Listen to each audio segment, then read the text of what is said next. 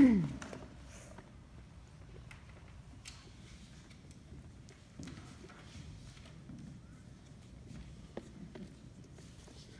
name is Asher Matthews, and today I'm going to tell you about ancient Greek warships.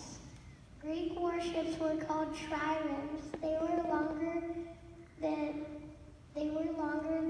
merchant ships and sunk deeper into the water. This meant they could travel at much faster speeds. The triremes were used by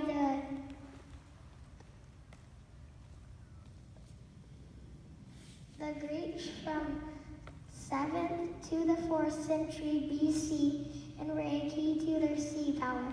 The warships were oar-driven and powered by about 170 oarmen. The ships were long and slender and had 3 pairs of oars and 1 sail. The prow of the triremes were narrow with a heavy bronze ram. The ram rested just below the surface, and in battle the goal was to ram the bronze prow into the weak flints of the enemy ship. Sometimes the Greeks would paint eyes on the prows because they thought they would ward off the evil spirits. The 3 rows of oars on each side were manned with 1 man per oar. The rowing men were not slaves, but were free men who were paid. In ancient Greece, soldiers had to buy their own armor and weapons. So men too poor to afford them became trireme rowers. In wartime, they had to have a lot of practice because during a battle, the ship had to be able to stop, start, and turn very quickly. In addition to the rowing men, there were 30 others on a trireme. Some of these were sailors who worked the sail, and others were soldiers who shot arrows and tried to get onto enemy ships to attack their crews with swords and spears. Because there were so many men crowded onto a small ship, triremes could not stay at sea very long. Often they came to land each evening.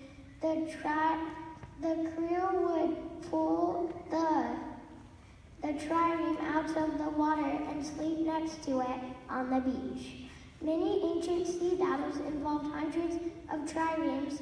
Triremes were very important in ancient warfare, so much so that they were practically the only military ships on the seas for hundreds of years. Thank you.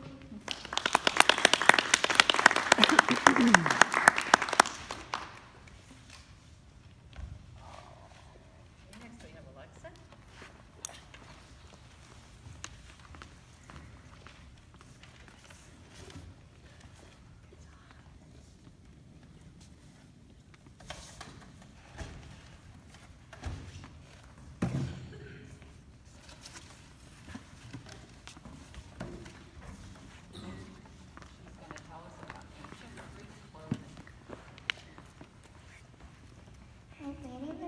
Matthews, and I'm going to tell you about ancient Greek clothing.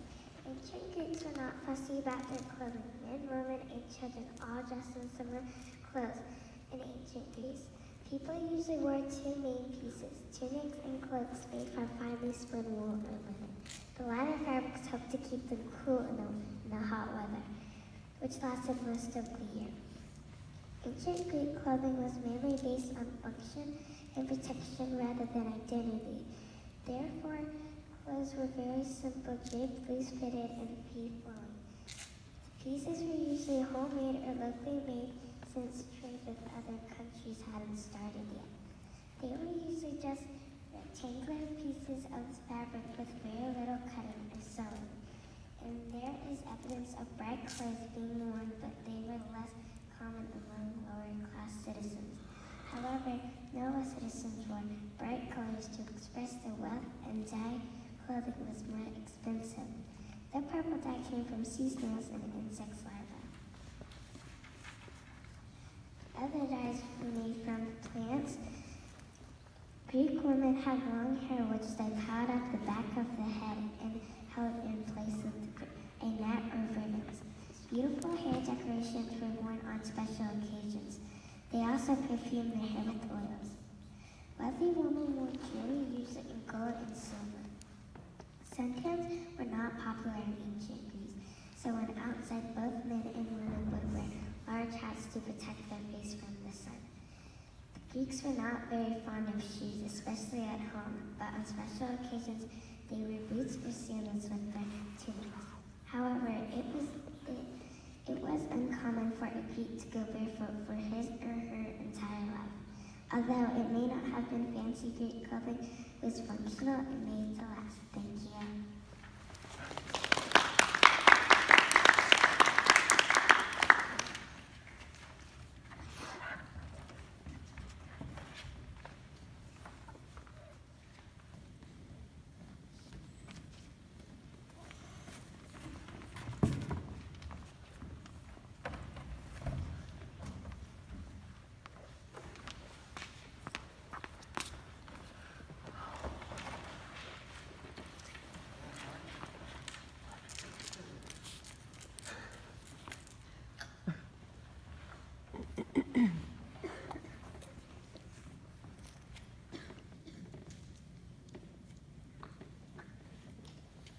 Hi, my name is Ainsley Matthews, and I'm going to tell you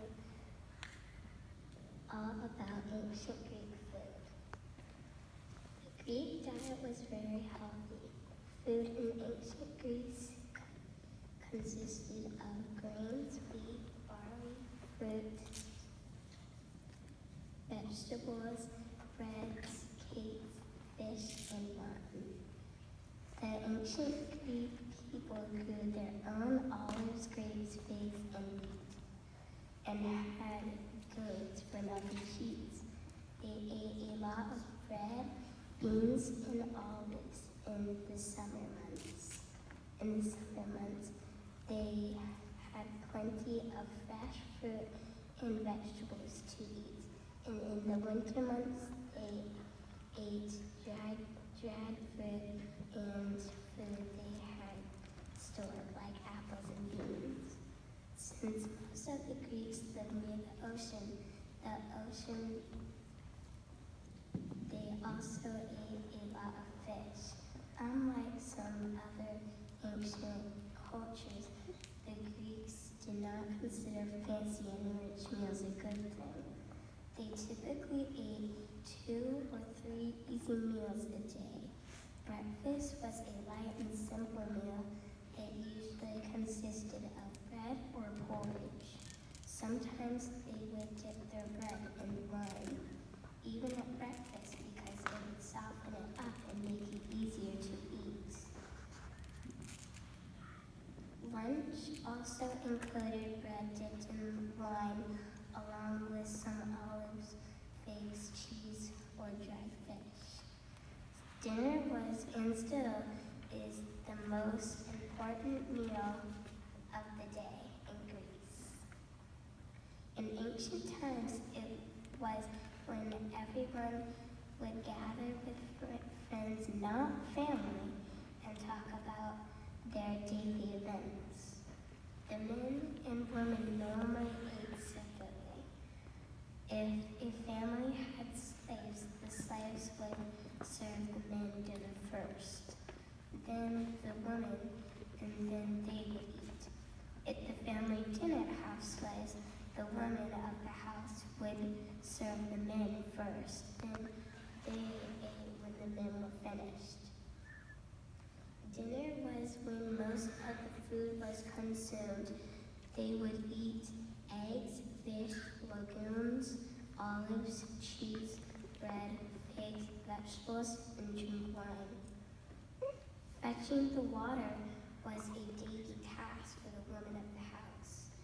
Other than water, wine was the main drink of choice for the ancient Greeks.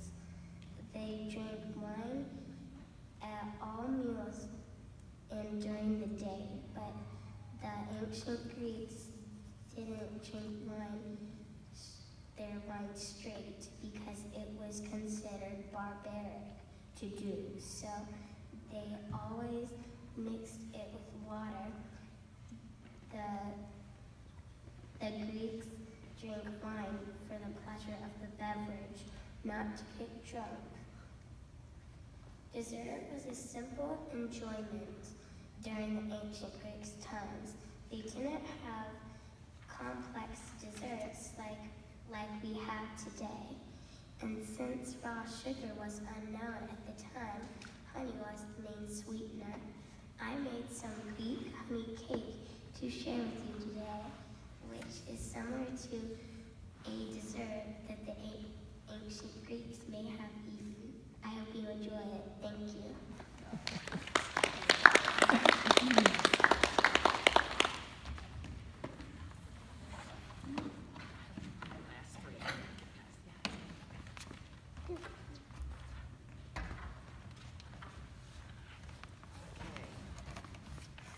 I'm going to be talking about the Greek Navy. Warships helped protect Greece